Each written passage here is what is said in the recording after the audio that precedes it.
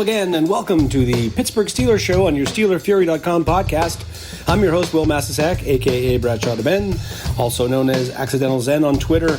And this is the second episode of this week's PreDraft Extravaganza. We try to bring you every year a lot of draft news and insight, Pittsburgh Steelers draft news, and we culminate the week with a full 7-round Pittsburgh Steelers mock draft war room where we bandy about all the picks and argue our way into consensus in trying to figure out what the Steelers might do on draft weekend.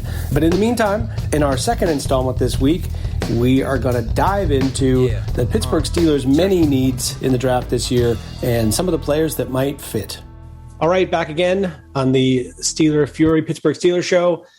In this segment, we're going to talk a little bit about the Steelers' many needs going into the 2021 draft. Even after free agency and with all the changes, they're still going to need some guys in this draft class. And who better to talk about it than a regular Steeler Fury contributor you might know as Smith is Smoking, or if you get a chance to listen to THEExtra Point, a show that's on ESPN, 1600 in Denver. I'm sure they're broadcasting so that you could be in Mexico and get it.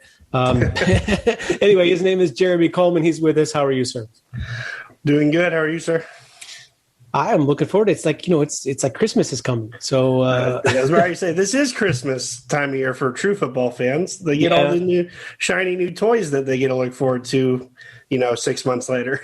Yeah, exactly. It's like you get to all these toys, but then you have to keep them wrapped up for a few months. Yeah. That's really funny. It's something like, I think, I don't know, last year was a strange year. We were all sort of locked up during this process, and we didn't really get pro days, and it was like a weird draft season. And now this season is another weird one because there were a lot of guys that were seniors that are going to go back to school that aren't in the draft. But I for some reason, I think it's a really good class, and I think it's a year where I seem to have tuned into the prospects in the class. So I'm looking forward to hearing what you have to say because, it's like we each are in our own little bubble talking about all this stuff and with the same people over and over again who get tired of hearing me. So I'm going to start with you in terms of Steelers needs and, where they are post free agency. Just today, they reunited with Vince Williams, which is a little bit unexpected and great. What do you think about the moves that were made? And let's start to get into, where the holes still are. Well, I'll start off and say it was very typical Steelers. No big moves on opening day. I don't think any of us were expecting it this year. With them having to find a way to bring Big Ben back under a new deal, try to find a way to kind of piece together a roster that had a ton of free agents. So then bringing back Zach Banner, I think we all kind of saw that coming. I'm not sure all of us are on board with him being at left tackle. Well, that'll be something remains to be seen whether that'll play out or not. I think the surprise kind of for me was Steven Nelson kind of being a sore thumb and getting cut. That's one thing I thought the Steelers were going to have extremely good depth heading into this year. And now, corner could be a possibility, even though I like what the Steelers currently have. I was surprised they brought Cam Sutton back. I thought Cam Sutton came back on a very cheap and inexpensive deal. I just thought, that'd be a guy they just probably wouldn't have the luxury of affording. Sad to see Mike Hilton go. He's brought a lot of good memories over the years, but he's the enemy now. He went to Cincinnati. So now that's sort of a weird deal. It felt like Mike Hilton, the money that they paid him was not really so much that the Steelers couldn't have afforded to keep him. I just have a feeling that he wanted to go somewhere and prove himself. As I've been saying for 2 years now, every time that Mike Hilton said, "Hey, I know I'm restricted, but I'm starting and I'm performing at a really high level. Can we at least talk about a little bump in pay?" And they just refused to ever deal with him. So I had the feeling that the moment that he was free, he was going to try to go somewhere else because, not that he was really acrimonious, but I think in that situation, he would like to prove that he can get paid at least once in his career. So anyway, we'll be missed. Yeah, I feel like he kind of took that frustration out on the Steelers, but I mean that would have been the case with any NFL team, with the way the league salary cap and the contracts are set up. So, I mean, I feel like he was probably going to, test his market if he would have had 4 good years, with the Dolphins and then moved on, So, he probably could have taken a step back, realized he had it pretty good in Pittsburgh. But it is what it is. So, I mean, other than that, there weren't like a ton of, big moves. I was kind of surprised they cut Vince Williams. I know, the $7 million cap relief was sorely needed. And like I said, the Nelson move really surprised me. Yeah. If anyone was going to get cut, I thought it might be Joe Hayden, Well, it's funny, like, at the beginning of last year, whenever we knew this salary cap thing was coming, I took a look and sort of broke down everything on the roster. And what's really amazing about it was I thought, a few weeks ago that I was going to be wrong because I said that it made more sense to extend Joe Hayden and trade Steven Nelson than necessarily the other way around, only because you have young players behind them that you think want to play, and Nelson had value. I thought if they had started this whole process by trying to move him, that they might have had better luck with it. But once you play that card of we're asking you to take a pay cut, and if you don't say yes, we're going to cut you, then I think teams are reluctant, of course. But he's still out on the street. So, right. If he hadn't, it's sort of silly because, if he hadn't talked his way out to burn bridges on his way out of town, they might have signed him back. It's like you could imagine that they would go, they could conceivably have a veteran corner to add to the mix anyway. So, I don't know, maybe he said all that because he didn't want to come back and, he was really more set on trying to go somewhere else. But yeah, I mean, supposedly he was arguing, trying to say he was like a top 5 cornerback in the league. And it's like, that's just not the case, dude. Like, you're not worth a $5 million raise. Like, no, and I think that's just not going to happen, especially once, they re-signed Cam Sutton, for $4.5 million, who, played for Joe Hayden. I thought he had a great year for Pittsburgh. That's why I didn't think he'd be back, to be honest. But then with the Nelson cutting, it freed up room for them to re-sign Juju Smith-Schuster, which I never thought was going to happen. Right, exactly. The one really big luxury that they couldn't afford was to bring Big Ben's favorite weapon back. I mean, I would have rather tried to re-sign Bud Dupree, but I mean, Bud Dupree got one hell of a deal with the Titans. I mean, you can't ask for more than $18.5 million a year, and your ACL is not even fully recovered yet. So, I mean, best of luck to him until we play him. But and I think it's also another, as he seemed to be inclined to play closer to home, and I get that he'd like to be the number one guy. So I sort of more understand it from his standpoint. Although, and they have a good team, so it's not like he's going to a terrible situation. Right. In a way, their division's a little bit more attainable than being in the AFC North, which is going to be pretty competitive, it seems like. All right, so all of that sorted out. The corner situation, we can start that. Not necessarily the biggest need, but the corner situation. It seems like they're going to. It's as of right this second, it would be James Pierre maybe starting on the outside and Sutton as the slot, and Joe Hayden on the other side.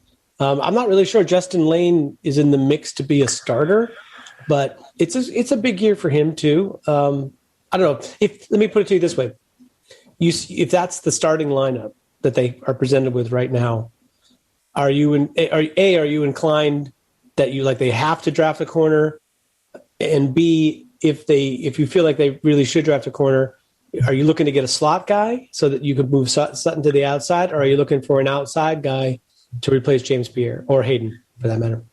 Yeah, I mean, you said, Pierre's could be starting on the outside. Honestly, it wouldn't surprise me to see Sutton there, more often than not too. He's a guy that can play all over the field. But that's a very interesting thing, because it's like now you got to replace Mike Hilton too, which, he was nickel defender extraordinaire. So, a guy that kind of just name pops out to me is Elijah Molden from Washington. They are very similar players, small, undersized, but instincts through the roof. Honestly, Molden would be able to come in and probably do more than Hilton did as a rookie. and whatnot, just because he's got better ball skills, better cover skills to begin with. Right. So No, I mean, he's that'd be a nice little fit there. Yeah. Or just you wait maybe potentially, and if there's like a outside boundary type guy that's just kind of sitting there that you like, that's high on your board, maybe that's the guy you go get. Even though I think the plan is to see how Cam Sutton plays this year and then extend him next year again. So we'll see. We'll see. I mean, I think Sutton. I mean, yes, he could be the outside starter. I feel like that. James Pierre is not really a guy that's suited to play in the slot, and neither is Justin Lane. They're both outside corners, and for what it's worth, in the limited opportunities that James Pierre got, especially when Joe Hayden was out, he played pretty well on the outside. I thought, especially for a undrafted rookie. Yeah. So that's why in my mind I'm thinking Sutton is the guy that has the versatility that can play in the slot, that can drop and play essentially a safety coverage, in dime, but that it feels like to me that, yeah, if they found an outside corner that they really loved, of course they might pick it, but it seems like the slot is the situation that they need to address more now. I agree. It doesn't necessarily have to be a corner either. It feels like in college you get these guys who are basically free safeties, and they have like they play physically. And they could drop and be the single high or double in splits, but they bring them down in the box now because they have the ability to cover any kind of receiver that's in the slot other than just like a Julian Edelman, right? So maybe there's no safety depth. So if we want to talk about needs, it's not like they need a starter at safety, but they literally have no backup free safety. Yeah, a guy that I was high on to begin the year in college was Darius Washington. He's another, free safety. You read my mind. Yeah. Played free safety from TCU, but could really come up and tackle, and showed speed, good awareness, good coverage skills. Another guy who's, almost has to play that nickel role at the next level just because he's not a big size guy.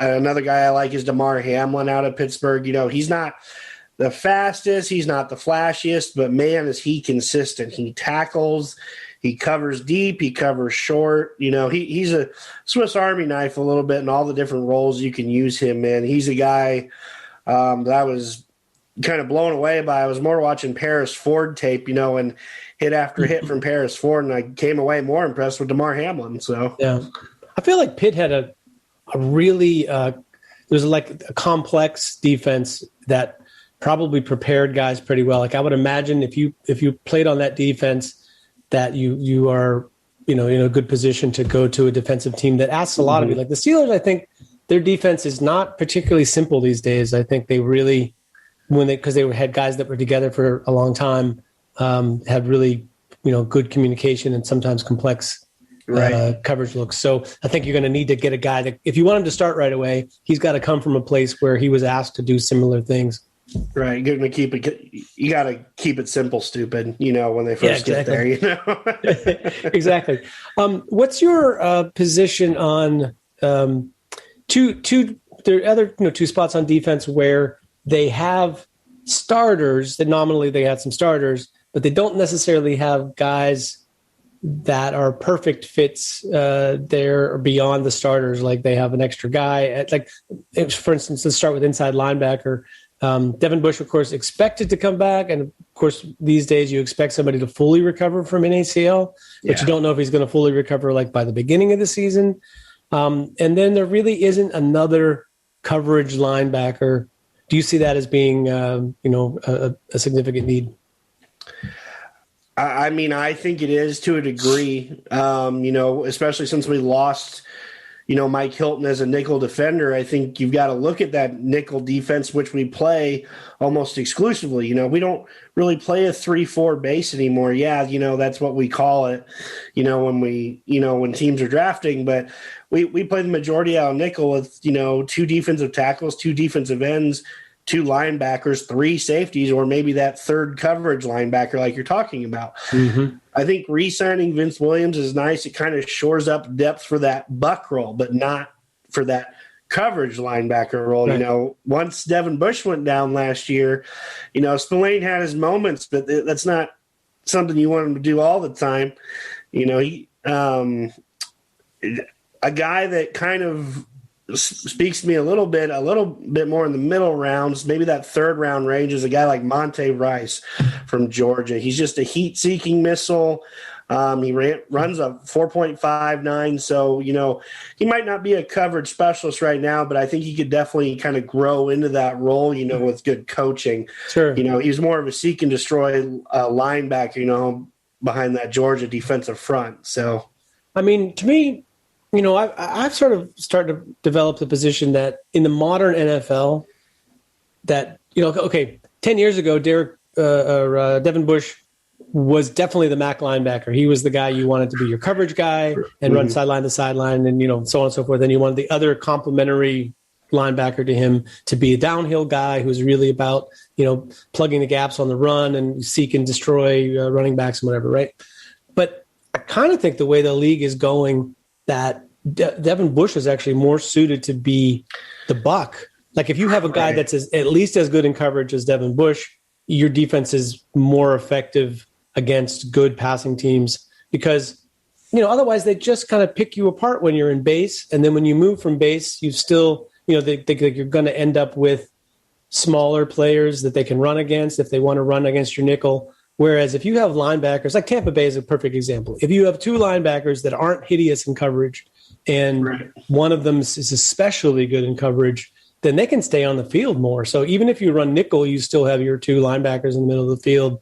That really helps you be more versatile. So in a way, I kind of think if you're going to pair a guy with Bush, you have Vince Williams to be the downhill guy. So if you're playing a run team who really, and Spillane is good at that role as well. But, I'd like to add a guy that has a little bit of length because Bush doesn't have that much, height. And I look at it maybe like a Garrett Wallow, who 10 years ago would have been seen as the MAC linebacker, right? Like James Ferrier.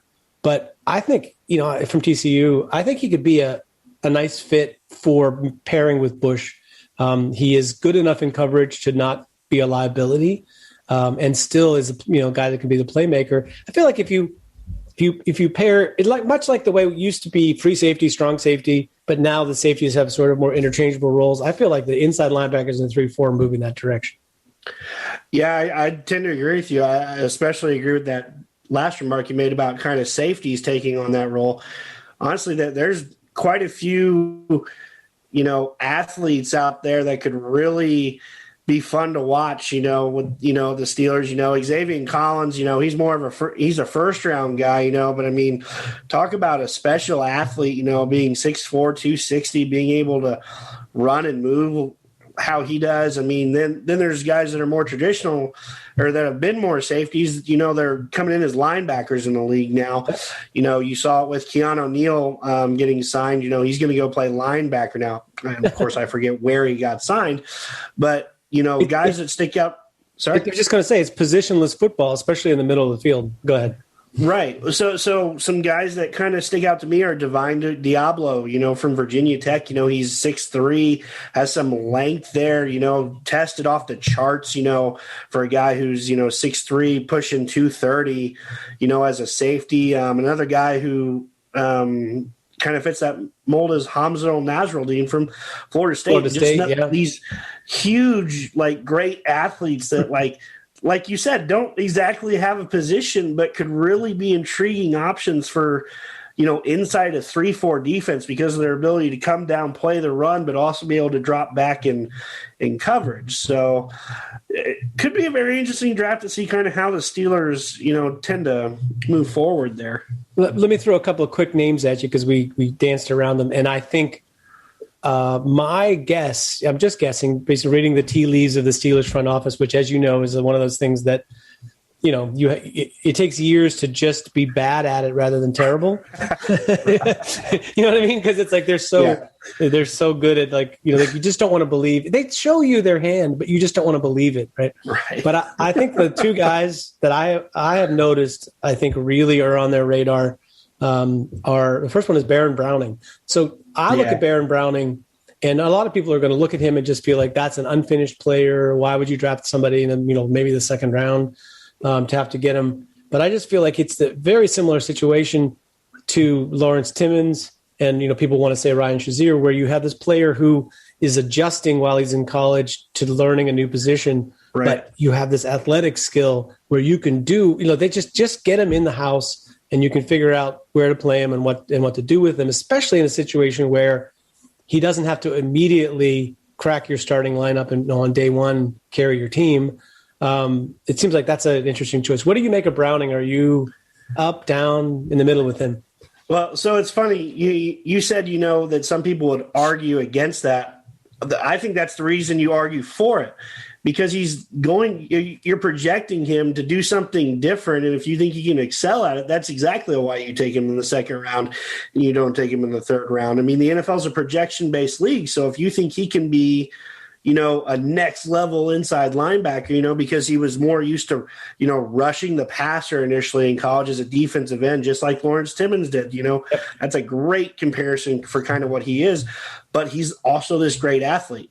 Well, if he's an unfinished product, that's what the NFL loves. They love to get really athletic guys and be able to get them to do a ton of different things. So while I think a lot of Steelers fans would be like, Baron Browning, not that big of a deal, it could end up being a very solid pick for multiple years, to pair to a guy like Devin Bush and just bring that type of athleticism, because he showed progression covering, this past year. So he got more comfortable in the role, like you said. So, I mean, that's another very intriguing option for the Steelers. It's kind of funny that there's all of a sudden we feel like there's all these different linebacker types that the Steelers could go after for a change.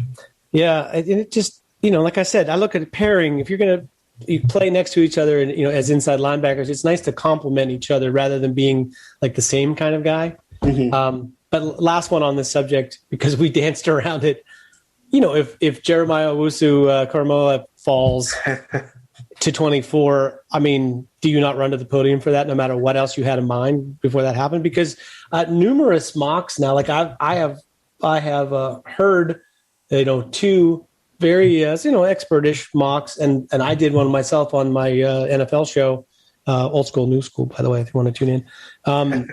But in both cases, or the last three times I heard drafts, he made it to 24, and the one of the crews that did a mock completely passed him over, for a cornerback, and I was just like, no, you don't pass up that guy for a cornerback, because he's the positionless football that I was just talking about. So even though he is kind of plays the same role that Devin Bush plays, it just feels like you'd figure out a way to make it work.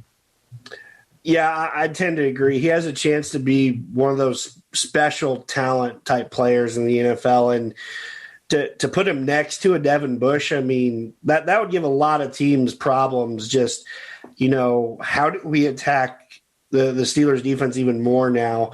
Because he's good in coverage, he's good coming down against the run. My only concern with him is, he's undersized a little bit. I don't know. He's bigger than Troy Polamalu, who's basically played the same role. Don't get me wrong. You're probably right. But, I kind of, when we traded up for Devin Bush, I was a little worried, we were trading up for a small linebacker. We gave up 2 extra picks. And then, of course, I'm not justifying the ACL as part of my reasoning there, but you just tend to wonder how long those guys tend to last in the NFL. Ryan Shazier had a horrific injury, but, he was never like the biggest linebacker.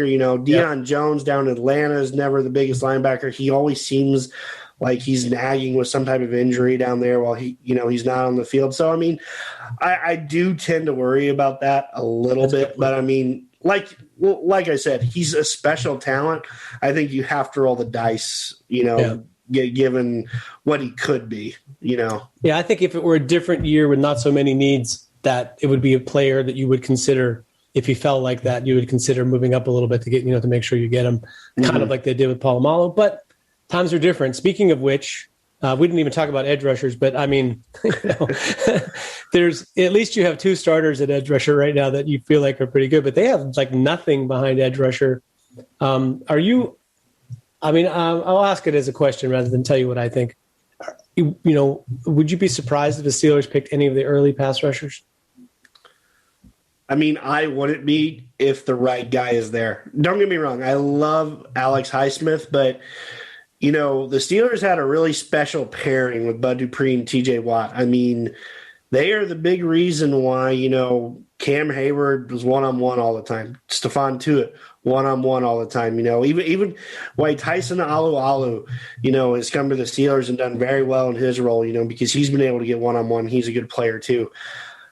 I like Alex Highsmith. He's not like that overly demanding presence, to where, now we're going to start to see TJ Watt get more double teams potentially, If the Steelers see a guy there where they can say, it's going to be impossible for offensive lines to pick who to block now, I would take that, because pass rusher is one of the hardest positions to find and, cultivate in the NFL. So if the right guy is there are a lot of special athletes this year that could fulfill that role. Yeah. Well, you hit the nail on the head in terms of there's athletes. The problem is True. Like Athlete. The ones that I could imagine being a 3-4 linebacker, and of the top guys, the only one is, that I think meets the athletic thresholds that you really need for that role, is Jason Owe.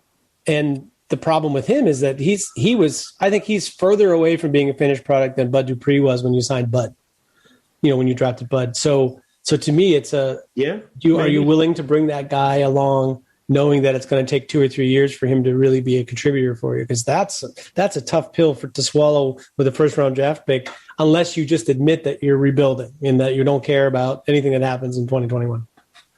Right. I mean, Owa's a freak. I mean, he's 6'5", 260, ran something like a 4.5 at that size. I mean, you're looking at outlier testing numbers that you just don't see, with these type of guys. He bends fairly well too. He's not like some tall, stiff dude that can't turn and run either. So I mean, it'd be hard to pass on a guy with that much upside and talent there.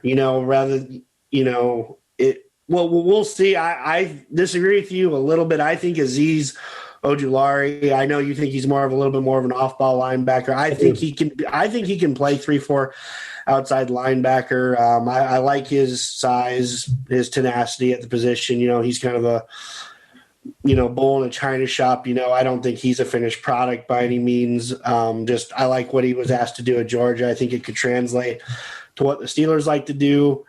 But yeah, especially in round 1, those are really the only 2 guys that are like at the top of my list that I'd be like, right, that I'd really have to consider, just if I thought they could make the defensive,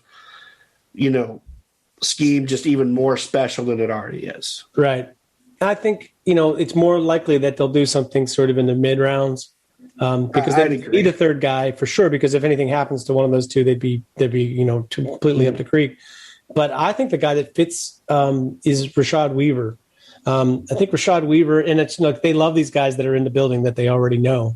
But the thing about him is he is used to playing on that side and in that, with a very similar role of, to defending the run first and not just being a guy that's in wide 9 and going after the quarterback on every play. And he actually, held the point pretty well, I thought, for a college player, and has, requisite bend and athletic skills to be successful. And right now, I guess he's projected as like a 4th or 5th round pick. So it seems like if you really want, or maybe even later. So it feels like a guy that could be available if you wanted him to. I'm not sure what their plan is for a backup edge. Maybe they're going to sign somebody, off the street. So feels like that would be unlikely that they would go into the draft without a single edge rusher signed to be behind those 2 starters, because that's a little bit unlike them. Well, what do you mean? Or do you not have any faith in Pokemon Master Cassius Marsh? I think Cassius Marsh is an interesting kid. I actually think that, as a sort of a special teams contributor and as like the 5th edge on your team, sure, but I don't think you really want to get, snaps out of him. So, yeah, I forgot about him, which is easy. I'd agree with you. I think you're more likely to see the Steelers. One, I think they want to see what they have in Alex Highsmith. They're going to give him the opportunity to seize the job and take it and run with it, you know. And who knows, I think he could be a very good player. I think he could surprise a lot of people, over the course of a year. He did a nice job as a rookie last year. He just has to learn how to close, and that's a natural progression, just stepping up from the level of competition he played at Charlotte to the NFL left tackle every Sunday. So just, middle rounds is more where I'd see it. That the one guy would be really tempted by maybe in round 2 if he's there is Joe Tryon out of Washington. Oh yeah, he's a personal favorite of mine. Just big, athletic, basketball background, relentless, good hands. Just I love what he brings to the table. Yeah, no, that would be another thing. But going back to Baron Browning for a second, the thing about him is, much like Lawrence Timmons when he started, you could have him basically back up both positions. Right. He could give you, or in packages, he could move. And when you're in the dime, he could give you pass rush snaps. Or that look where they like to have three outside linebackers on the field. Yeah, he fits that kind of thing, pretty well. I know that like they had dinner with him, they met his family, so I feel like that's in play. Oh, he's somewhere. A Steeler then. Yeah, it just feels like, and he plays for the farm team, Right. The thing I was going to say about Alex Highsmith, last word on this before we move to the offensive side, is to me, I've been a fan of his. I was looking at a completely different player at Charlotte 3 years ago, or perhaps even longer. And he made a play like on the first play of the game. And I was like, I don't know who that guy is, but he looks like an NFL player. So I followed his career, quite a bit. I was a little disappointing in his athletic testing, which for this position, I think gives a pretty good preview for like what kind of career you can have.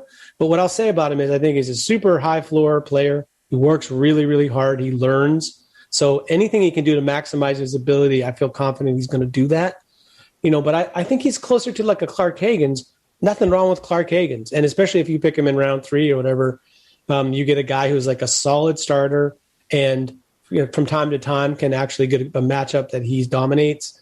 That would be an excellent outcome for him. But I think it's unrealistic to imagine that he is suddenly going to morph into this athlete that dominates tackles in the NFL. Because, when Dupree went out, granted he was a rookie, but it wasn't as if he lit the world on fire. He was solid and mostly did his assignments and got some pass pressures and whatever, but it wasn't like he stepped right in and everything was the same. And as you said, they really got used to that dynamic duo on the outside and what it did for everyone else.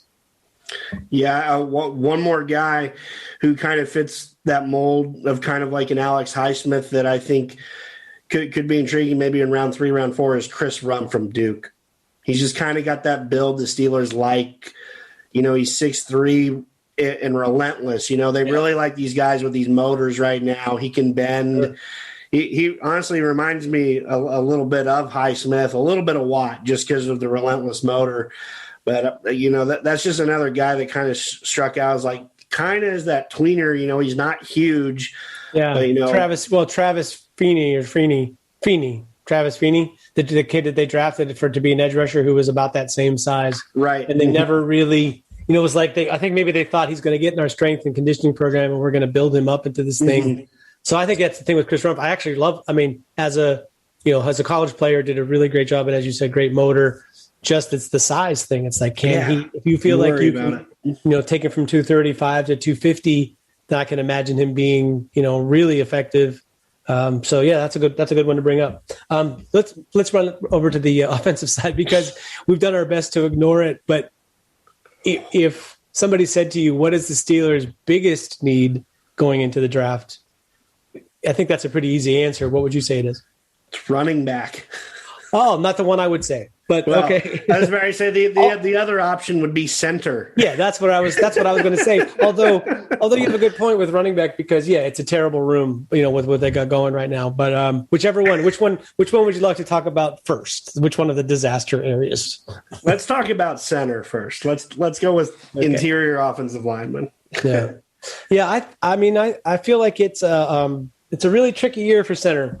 And knowing, since we've had Marquise Pouncey on the Steelers for years and years and years, I haven't really looked at too many centers, to be honest with you. Like, I haven't been focused on that position in the draft for a long time. It's a luxury. But Right. I would say this, the thing that really struck me this year is that the best interior offensive linemen, who probably would be the best centers for what the Steelers like to do, none of them are guys that you think of as being centers. They played center somewhere along the line. They got moved, or they filled in for the center when the center was out. But it just feels like the guys who are who listed as centers is a really underwhelming group. Feel free to disagree. I like Landon Dickerson a lot. The injury thing with 4 leg surgeries on 4 different body parts, in 5 seasons that were season enders. That, of course, is going to be a red flag for anyone. But I think he's actually a really good guy. He's probably a great teammate. The guys seem to really dig him. So from that standpoint, you could make it work. But he is not the athletic profile that the Steelers have had in their centers for 30 years plus. Aside from the lost year of Sean Mahan, and maybe even Jeff Hartwig, but the Hardings even is a guy that they brought in, was known for being a super mobile guard. And then you have, of course, 2 of the greatest athletic pullers at center that the league has ever seen, in Pouncey and that other guy wearing a gold jacket, DeMonte Dawson. So to me, it's like Landon Dickerson doesn't really fit that. But after him, I think you started getting into guys that all have big flaws. They're either they have not enough anchor or they have not enough athleticism. What's your take on the center class? I babbled enough about it. Well, but before mine, I want your opinion on Creed Humphrey, because this is probably a guy we disagree on. Yeah, I mean, I just saw, to me, it's like some guys who have shorter arms can deal with it because they have a good base, or they have a quick first step, or they can do something that doesn't allow these defenders who have longer arms to get into them. To me, the thing I noticed was when he played against guys with power who could get into him before he could get into them, that he had a problem holding anchor against those guys. And that, to me, is a problem that when you're in the Big 12 isn't that big a deal. But when you bump up to the NFL, is a really serious problem, especially because I feel like the league is moving to longer and longer interior defenders. It used to be the interior defensive linemen were all like stubby guys and big wide dudes, but now it feels like your nose tackle is now 6'4" and with 33-inch arms. So that concerns me. I think he's like if the Steelers draft him in real life, am I going to be like throwing something at the television? No. Like I think he's a solid player. I just don't think he is a 10-year perennial Pro Bowler who's going to carry on this tradition. And it's not just about the tradition.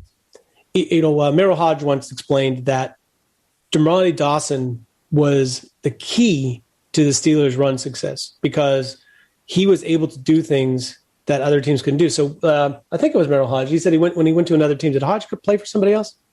It was one of the guys that was a running back for Pittsburgh who went to another team, and they were picking his brain. They were like, how is it that the Pittsburgh run game works so well? It's like, what do you guys do? And it's like, well, we have that guy at center who can snap the ball and in 2 steps be around, blocking some linebacker. Then it's just like, they were like, yeah, well, we don't have that, so we can't do that. So to me, I don't see Creed Humphrey being that guy. I would really, if you want to kickstart the run game, this is why I say center more than running back is probably more important, because if you have a center that can do stuff for you beyond just, be solid and snap the ball, that makes a huge difference in the run game. So one thing I'll point out is, Creed Humphrey tested off the charts athletically, though. He did. So, I mean, I think he's a guy you could definitely draft and plug in day one. No one wants to see B.J. Finney under center game one. I think it could happen. I think it could happen initially. Let's pray to God it doesn't. But, I mean, I think Creed Humphrey is a guy you can draft and play and start from day one. I know that there are concerns about his anchor, but I think that's something he can get better at. He comes from the Big 12, wherever he plays out a shotgun. You know, it's not an NFL style offense out there. I mean, yeah, Baker Mayfield and Kyler Murray get drafted number 1 overall, but it's more based off their athletic talents and what they were able to do with their arm. You know, I mean, he's been like basically a 3-year starter as soon as he stepped on campus there. I mean, he's a proven winner. I just think it's just kind of like a no-brainer almost, you know, when the Steelers needed that center when, you know, 11 years ago when Marquise Pouncey was there, it's like, yep, that's an obvious pick. We need a great center. And look, hey, there's a great center sitting here. I mean, yeah, like I said, so I won't be shocked if they draft him, but they did seem to pay a lot of attention to Robert Hainsey. I don't know. I watched the Senior Bowl pretty intently this year. And I saw Creed Humphrey and I saw, you know, Quinn Miners from, you know, Wisconsin Whitewater, and I saw Hainsey all play center and all, you know, face the one-on-ones and also, you know, bigger practices and then in the game. And I felt like the guy who was the least phased by that role, it was, you know, Hainsey. Hainsey only really practiced at center for Notre Dame's bowl game one year because they didn't think their center was going to be able to play. And then at the last minute, they decided he could play. But he had been preparing for weeks as their center. And the coach that was asked about it at the time and said that, you know, that he thinks Robert Hainsey could play all 5 positions on the line if he had to, that you wouldn't, like your team would not panic no matter where he played. And I just felt like he just got that thing where you have to snap and move as all like one motion without thinking about it. Yeah. That he seemed to deal with that very well. And I feel like Notre Dame and BYU in particular are 2 offensive line programs I looked at a lot this year. And they are operating at a completely different level of sophistication in O-line play in terms of what they ask their linemen to do. They're running pro-style offensive line setups where in terms of what Clemson is a little bit like this too, but their guys are doing really, you know, teamwork, 5 guys working as one, you know, protections. And I just felt like if you draft, you know, even the other guy from Notre Dame, Aaron Banks, that is another guy that where even if he hasn't snapped the ball ever in his life, I'll bet you that guy, given a month or two, could be totally ready to play that position just because of how much, you know, like they worked so closely together that I think they know what each other's roles are and like what the keys are and so on. So that doesn't scare me too much about Hainsey, and I just feel like he is. You think B.J. Finney was overwhelmed to become a Steeler? I mean, Robert Hainsey being a Pittsburgh kid, I think would be for him, he's going to play his ass off because it's like the dream job for him. But I felt like the Steelers, I mean, are not as worried about their offensive line as we are because they seem to be not so interested in tackles, which we're going to get to in a second. And they got the centers that they really seem to show interest in are guys like Hainsey and Kendrick Green, who are a little bit later in the process, right? Mm-hmm. Yeah, I mean, to me, it just we'll know a lot from what they're thinking after round 1, right? Just with so many question marks right now on what that running game is going to look like, until we know who gets picked round 1. It's going to be very interesting just to see who's going to be there, who's available, because you almost feel like the first round pick has to be, like we've said, a center or a running back, just because there's just that's funny because I think the way this draft shapes up, there's 2 things I want to say about it. One is it's really set up for best player available in the first round and not necessarily a position of the greatest need, of course. Like somebody that fits your team that doesn't exist on your team right now. But I feel like the value difference between a running back that you're going to get in round 1 or round 2 or round 3 is not as big a difference as the defensive players. That's what I was going to say is that to me, the defensive players in this draft, it's very top heavy and it starts to get thin in the middle rounds. So it wouldn't bother me to go, best player available for a corner or a linebacker in round 1, simply because I know there's offensive linemen for days, there's wide receivers for days, there's running backs that would be perfectly fine with a good line So it doesn't worry me. I don't go into round one thinking, oh my God, like we have to pick a running back or else I'd agree with you, but so like the media, that's not how the media portrays it at all. No, but this is the media we're talking about. Well, right, sure. but I don't know. You kind of get that sense from the front office too, that like the first pick has to go to like helping the running game or something this year. I mean, I'm with you. I'd much rather sit back, just take it BPA. We're going to be talking about running backs here, but we've talked about, several centers we like later. We're going to talk about tackle here. Just take who the best player is. Like you said, if a Jeremiah or a Koromosu. Owusu-Koramoah, yeah. Owusu-Koramoah. There you go. I knew I was going to get that wrong.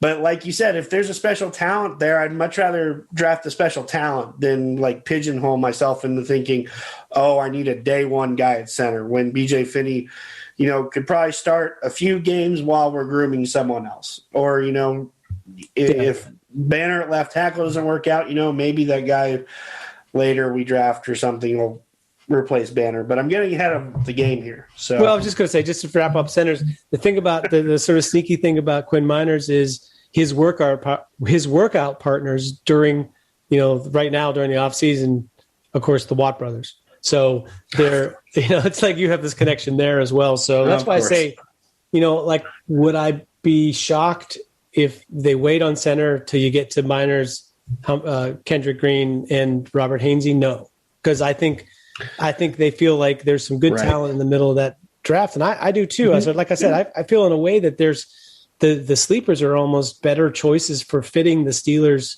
both culture and the style of play than the top guys are. So it doesn't scare me too much. Tackle, it's like I think it boils down to if you believe that Zach Banner is really a left tackle and he's going to take that role and run with it, like they seem to really believe, then it changes things, because there's no doubt in my mind you could pick a developmental tackle who's pretty good and probably could play for you as the swing tackle. You step in at a moment's notice. You could pick that guy in round 6 or 7. Like there are so many tackles in this class. It's nuts. Yeah, there really are a ton of tackles. Obviously I'd be remiss if we didn't talk about Penei Sewell, if all for 5 seconds. It's just that he's such a special talent. Okay, the dream's over. So, but he is the ultimate, as FC would say, the dancing bear. Right. He almost looks. He's built like a bear. So that's a positive thing if you're a left tackle in the league. Right. The other round one guy I like is that Christian Darrisaw out of Virginia Tech. Another kind of just special athlete. You could see it left tackle. Outside of that, I don't really like a ton of other left tackles for round 1. Yeah. I think Tevin Jenkins could play there in a heartbeat. I don't think that's his best position in the pros. I think he's going to be a really stalwart guard or a really good right tackle or something like that. Get to the middle rounds, I know your guy Brady Christensen out of BYU. I was going to say I like the two. I just mentioned the 2 offensive lines. I think are the most sophisticated. Their left tackles are both really good. Liam Eichenberg, I don't know if he has this tremendous upside. Right. If you draft that guy and plug him in as your left or even right tackle tomorrow, he's an upgrade from what they've had there for years. I mean, it's like that's an instant upgrade to your offensive line. And I don't care if you pick him in round 2 or round 1 or round 3, like wherever he's available, there's nothing wrong with that pick at all. And Christensen, I feel like, is a very similar. He maybe has a little bit more pass protection upside, but he has his issues too. He's tall, but he's not the longest tackle, and he's more of a more along the lines of or Alejandro Villanueva in terms of being a positional run blocker. I'm not really a guy that's going to try to beat you down. That kind of thing. But I do like them. But I'm dead serious. It's like you could pick Josh Ball from Marshall late in the draft. You could pick Calvin Ashley, the guy that was went to Georgia, left school, went somewhere else. You could draft that. You could bring that guy as an undrafted free agent and put him in the program for a year or two, and he would be like a guy you just never think is going to amount to anything. And then he sees game action, and you're like, wow, he can really play. That's how deep this class is to me. Right. 2 other guys that I like, James Hudson out of Cincinnati. Sure. Big athletic kid, Showed some nasty with that personal foul against Georgia. Willie Colon, right? I mean, in terms of Steelers comps, right? That to me is he's like a little bit more athletic Willie Colon, but like the mindset is the part that's similar. Right. I mean, and you love to see that. That's one reason. I've already mentioned Tevin Jenkins, but he took his game up another notch this year. His offensive line coach told him flat out, "You've got to be a meaner guy out there." He took it to heart, and he did. He was mean all year long. And then the other guy who really intrigues me is Spencer Brown from Northern Iowa. Well, of course, he's just another, one of those maybe special athlete guys, who, gets under recruited, develops late. He's been working out with Joe Staley, all year long. I mean, who better to learn from than, former All-Pro, a guy who might not be Canton worthy, but I mean, dang close, if not, So just the fact that he's getting great coaching right now, he got, tested off the charts athletically. Kind of feel like he's more along that Villanueva line, though, where he's more of a big, tall position blocker rather than a guy who's really going to drive you off the ball. Just because he's so tall, it's hard for him to really get underneath anyone. Yeah, he did pretty much. He did get after it pretty good in the run game.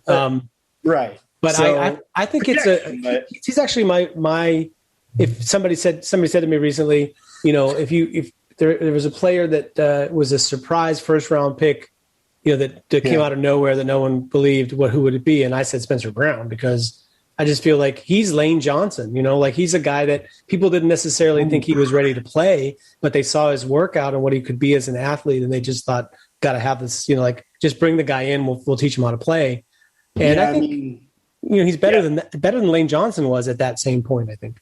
Right. Well, I mean, and then when you think about it, the Texans drafted Julian Davenport in the first round, 2 or 3 years ago or something like that, similar thing, or maybe it's some other, really athletic offensive tackle that they've drafted recently. But he hasn't done great. But you look at Spencer Brown, if those guys can go that early, you're definitely right. Spencer Brown could go that early. Yeah. The fact that he's, or Jared Velher, there's another kid from a really small school, amazing athlete, great tape.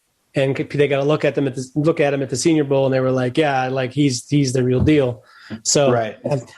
He didn't go that high, but it's I think the league is starting to adjust to the fact that, FCS players at this point are pretty good. The best players on the FCS teams are equivalent to, some good players at bigger schools. Feels like it anyway, but I'm biased, as you know.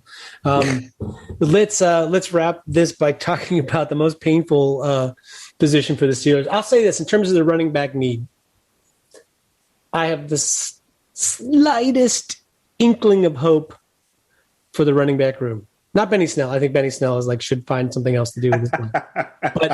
But Anthony McFarland, to a certain degree, and Jalen Samuels especially, there's an inkling of hope because Matt Canada is the guy that used them, figured out a way to use them in the offense and make them important players. For McFarland, he had some good success in a couple of really big games.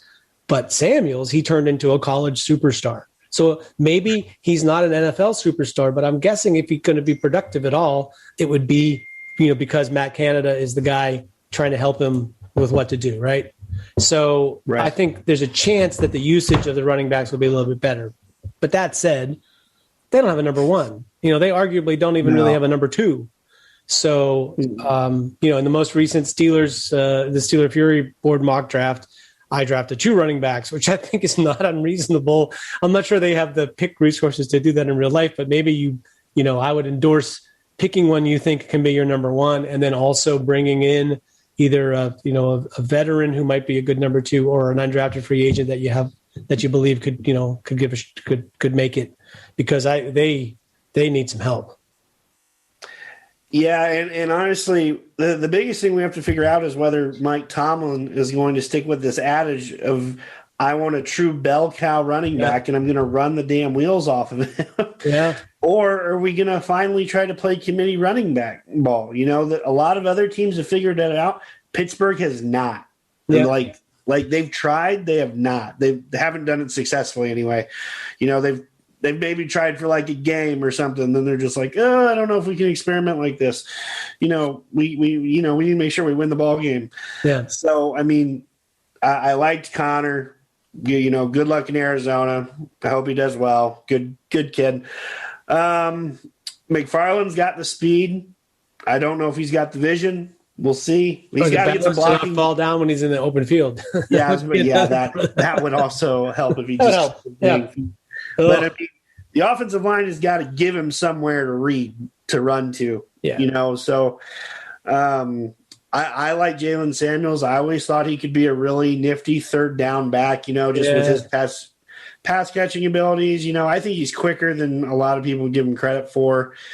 But like you said, Benny Snell, oh my God, the guy just looks lethargic trying to move forward. He has a first step and then just like it just stops. Like the momentum is concrete. Yeah.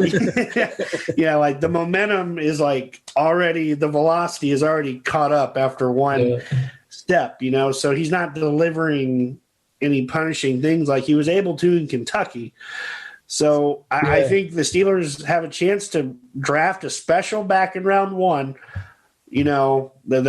They could have their pick of any running back they want, or I think you and I would rather them do is rather take kind of a guy more in that round 2 or 3 range. Yeah, to kind of. I mean, I really like the options later. It's not because I'm settling for less. I think Kenny Gainwell is going to be a pretty good player. I mean, let's put it this way. If he was good enough to keep Antonio Gibson from being a running back at his school, and he basically was the centerpiece of that offense. So they did all kinds of stuff with him. Like you can imagine a creative offensive mind and a good play caller could figure out a way to really make him work in the NFL. And then Trey Sermon is probably like a little bit sort of more traditional fit for the Steelers. He's going to be there.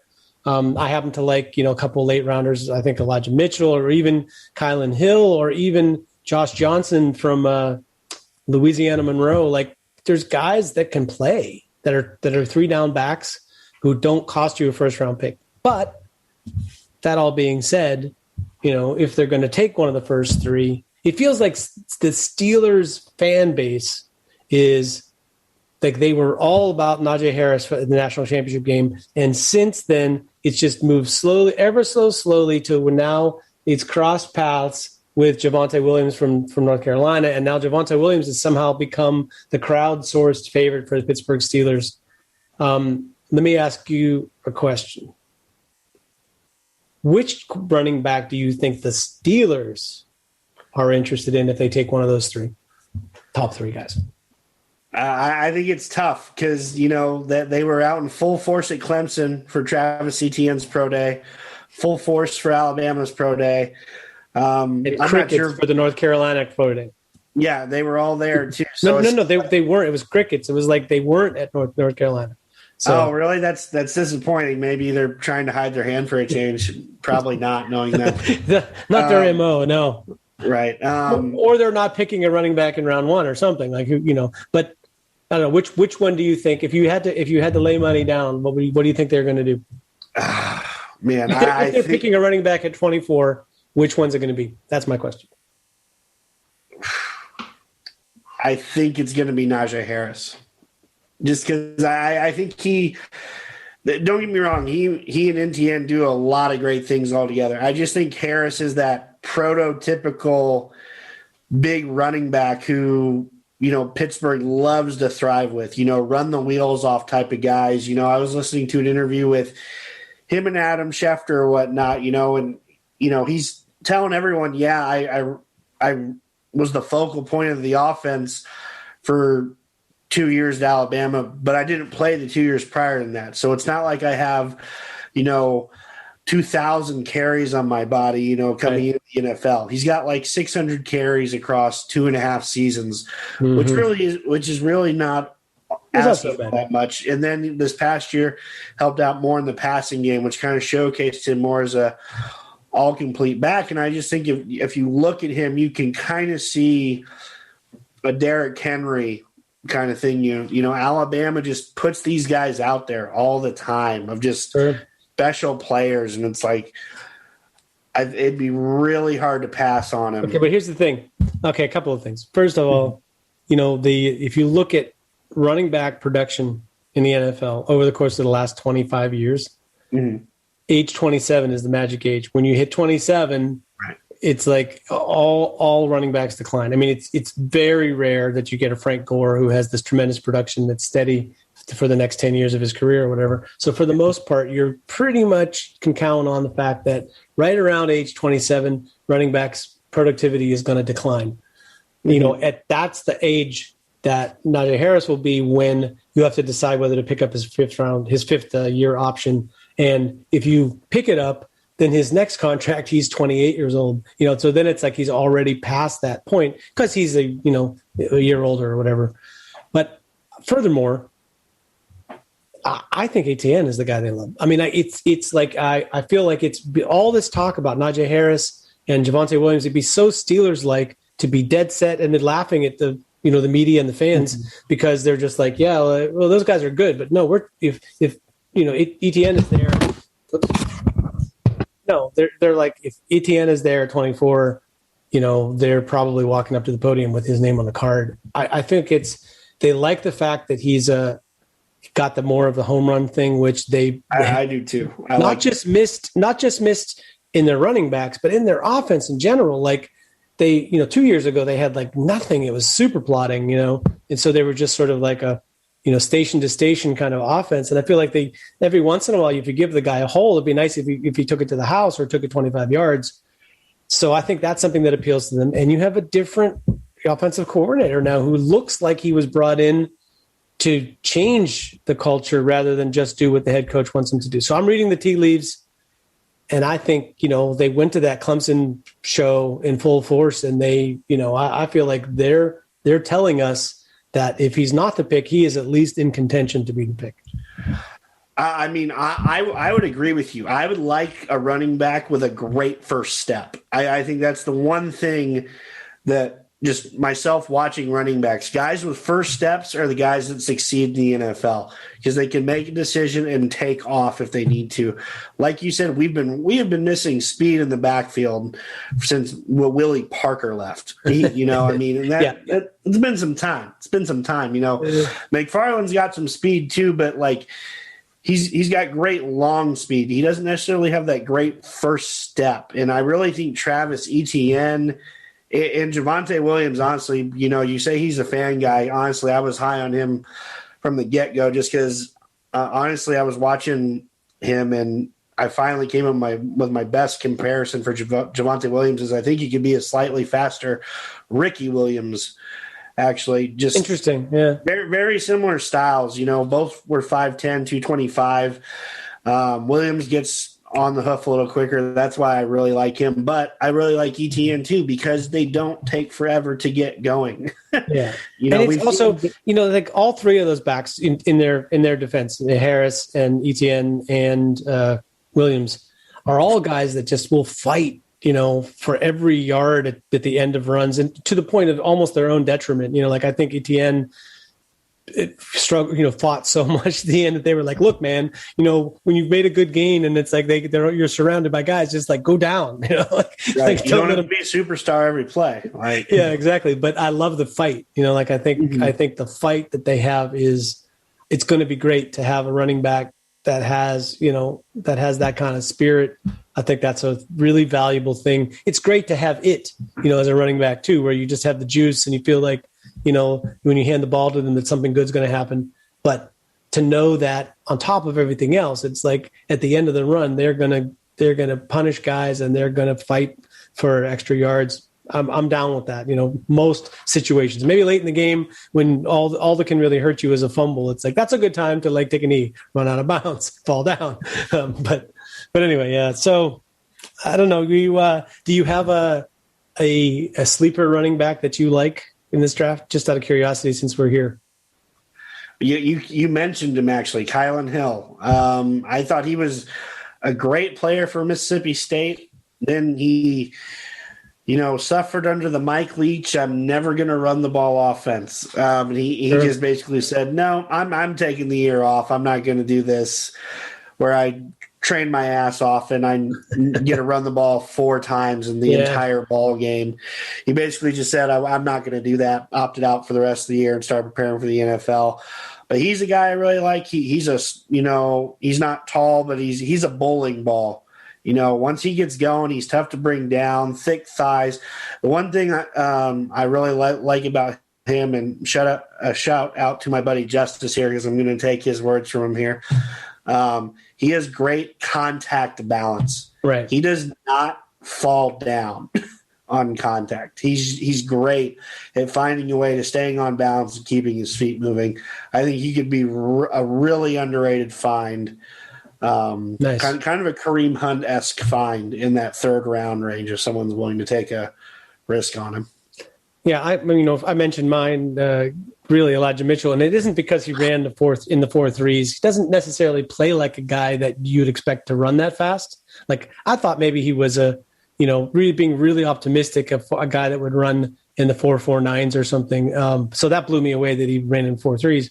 But The thing about him is 2 things. One is he is one of the better running backs in the class, top 3 for sure. Maybe Najee Harris and Gainwell at really being receivers. So they're like when the ball is thrown to them, it doesn't have to be like they have a catch radius. They can back shoulder throws. They can run a route, So they're doing more than just the normal sort of running back shtick. Mm-hmm. And I thought actually the body control for the ball to go and get the ball in the air that Elijah Mitchell showed is something that I think will really translate for the NFL and probably, he'll end up being, he was a part of a 2-back rotation. It's funny. He was in a rotation with the guy who was supposed to be the short yardage and goal line guy, and yet Elijah Mitchell scored all the touchdowns. So it's like he's a good player. But the second thing I was going to say is, Kevin Dotson, I'm sure when they looked at the Kevin Dotson film, they couldn't help but notice the running backs running behind that line and what they did with those blocks. So to me, it's like if you watch Kevin Dotson film, if you go back and see the stuff from him in college, I was surprised actually how much of it was Elijah Mitchell making these nice cuts and being productive in that offense. So he, like both running backs there, looked a lot better when their offensive line had 2 NFL guys on the right side last year. But I think that's a guy that I'm not sure is a Steelers guy, but they couldn't. They would have had to notice him. They can't ignore him. Right. Anyhow, one other name I'll throw out there is I feel like if Ramondre Stevenson could lose like 15 pounds and really pick up his speed, honestly, I think he could be one of the best backs in this whole class. That just sort of feels like not punishment, but man, he's so smooth for a guy that big. I felt like if he just kind of redefines his body, he could be a stud in the NFL. Yeah, it's that expression suits him. I think it's just not the sum of his parts. Like you see him in his size. He's kind of like a bigger guy who doesn't really play like a bigger guy. Like he's like that Doberman or the Rottweiler that thinks he's actually a puppy and tries to crawl under the chair. So he's like this big guy that tries to play like a little back that wants to get to the outside. And it's like I think the pieces are there, and it's just somebody needs to take those pieces and figure out what to do with it. Right. But running back's a funny thing in the NFL. It's like some guys that you think can't possibly miss don't really work for whatever reason, and then other guys that everyone is poo-poos like, oh, he's a small school guy, he's a later round guy, or he doesn't have the speed or whatever. And then James Robinson in Jacksonville, like I saw him play, and I just thought like that guy gets the most out of what his talent is, and I just thought he would be a solid pick for somebody. I thought try to have him to the Steelers in like the 6th round or something. And, God bless the Jacksonville Jaguars, who are really – I find that Jacksonville – I'm sure you have a team like this. Jacksonville is the team for me that always acquires the guys that I'm into. Like that's who they want to sign as free agents. That's who they undrafted guys are. They're always like guys that I was interested in. So they must be, sort of heavy into analytics and smaller schools and trying to find value buys, Right. So, I mean, another interesting thing is, I think the Steelers will take a wide receiver at some point in this draft because – Juju Smith-Schuster is basically back on a 1-year rental deal. They could still decide, he's not part of the future plans going forward once Big Ben hangs up his cape. Sure, he campaigned really hard to get him this year, but, if Big Ben's there, I might not hold on to him as much. Chase Claypool, Deontay Johnson are both pieces for the future. James Washington is in a contract year. I definitely feel like the Steelers are going to have to take a wide receiver at some point here, so they're not, going into 2022 with just Johnson and Claypool as their established guys. We've seen them take stabs in the middle round, third, fourth rounds. I think that's what they're going to end up doing again. Well, one thing I could say is, I agree with you that they need to add something because there's no guarantee at all that Juju or James Washington are going to be with this team next year. If James Washington is looking to get a big payday, he is probably not going to get into Pittsburgh because his lack of positional flexibility as a wide receiver means that, he's playing behind Chase Claypool, basically. So it's a nice thing to have in reserve if one of your other two guys gets hurt. I think he's contributing. He's a good player. He just doesn't really fit with that, it's sort of like the way Emmanuel Sanders was when he was here. It didn't really, he duplicated a little bit what AB did, and he didn't really fit in one of the other roles that they try to make him play. So there's that. But the thing about this class is, both this year and next year, the wide receiver class it's deep. It's just stupid. Like I have, I think going through there, something between 56 and 60, what I would call not just draftable players, but players that I could imagine playing, getting significant snaps for an NFL team as a, 1, 2, 3, 4 wide receiver.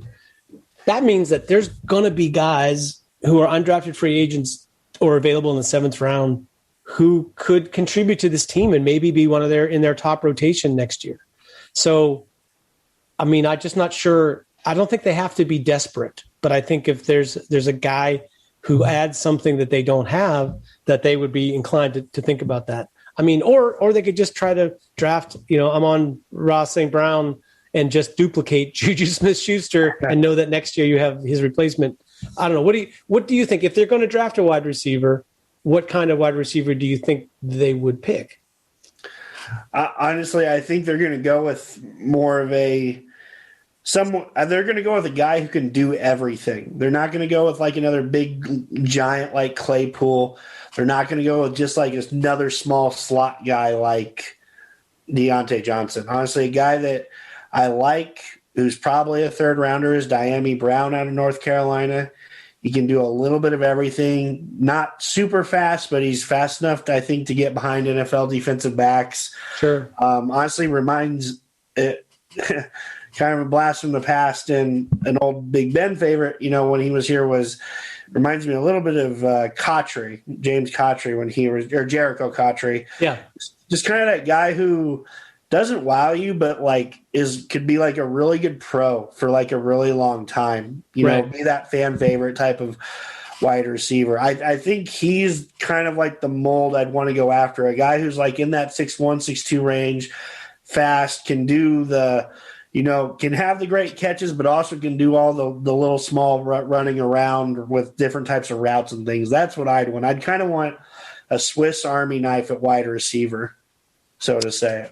So for me, that the way you're describing that, the guy who seems very Steeler-like, who fits that description, would be Josh Palmer from Tennessee. Their situation there, I don't know if you watched much Tennessee film over the last few years offensively, but their quarterback situation, pretty bad. Yeah. So and despite that, Josh Palmer has managed to be a really productive receiver in the SEC. But he is that thing you see him and it's like, he runs deep routes well and got open and made catches.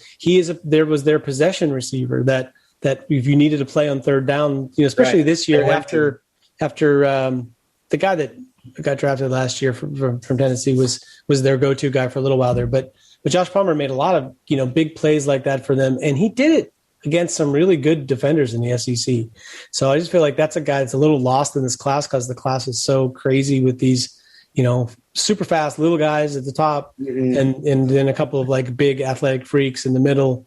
And then, by the time you get to round 6 or 7, you're like, there's a guy like Josh Palmer who might have been a 3rd round pick 5 years ago. So anyway, he's a guy that I think, they will like the big skull pedigree and production. And it just feels like, especially if you're trying to draft an all-around guy, that might work for them.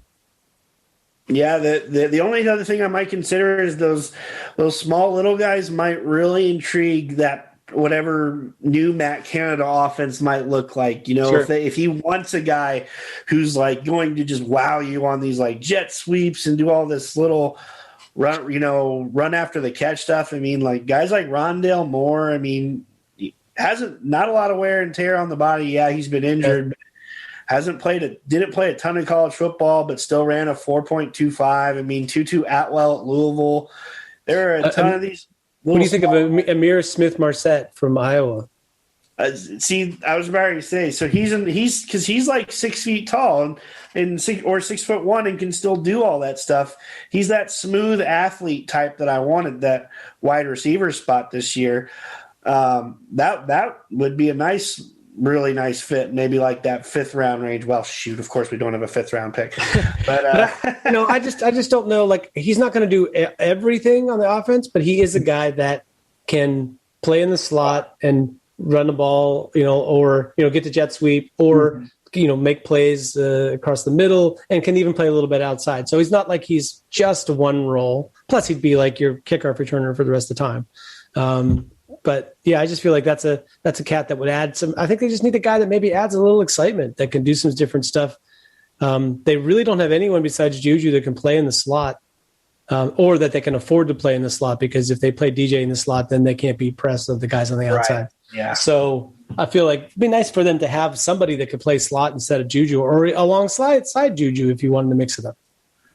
Right. Yeah. I mean, I could also see them going with that athletic outside wide receiver type as another guy who can just beat someone over the top. They, like you said, I think Claypool can do that to a degree. But if you'd have another guy like that, a guy that kind of brings up to mind is Tamorrion Terry from Florida State. Yeah, I know you like him. Me too.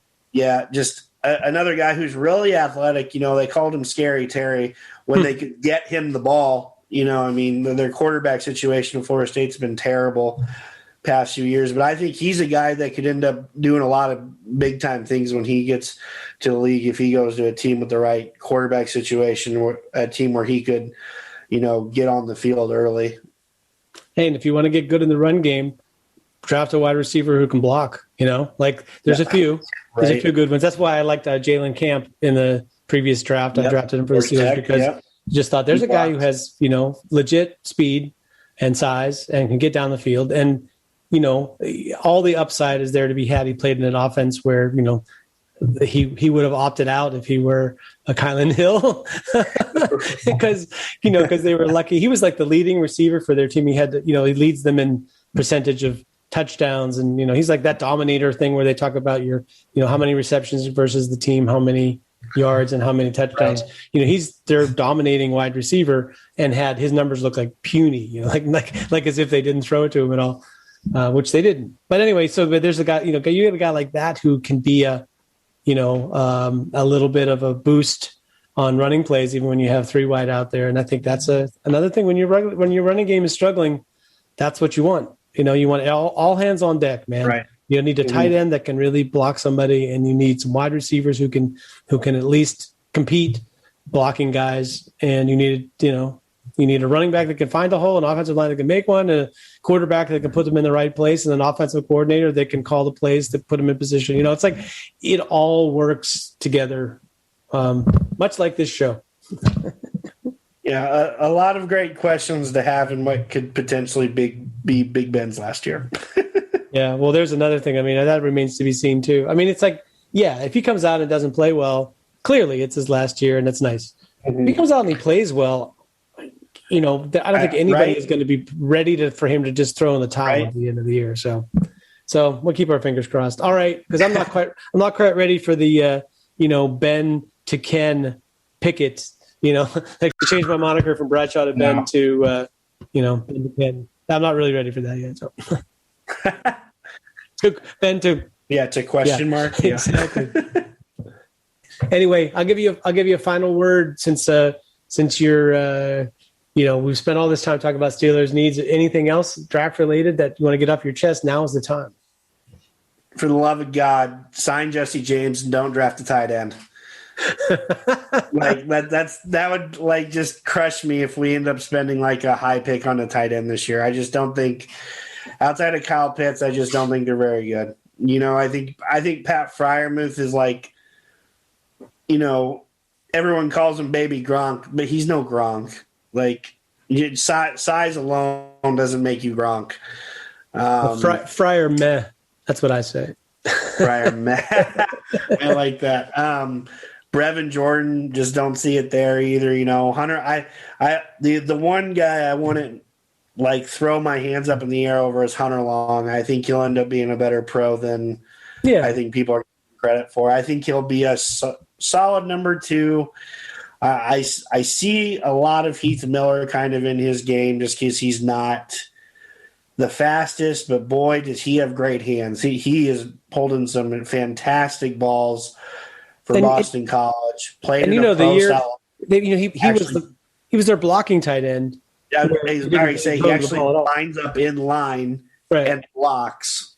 But he spent a whole season or two just as the blocker who didn't really get the ball. And then last year, suddenly he became their number 1 target. So that's a promising thing for him. At least he has this background of being an inline blocker, which is, you just can't find tight ends like that anymore. So I'm not sure he's he's going to reach the highest of heights, but I feel like you said exactly, he's a legit number 2 tight end down the road. Yeah. So I can see that. Kind of the same way with Tommy Tremble out of Notre Dame.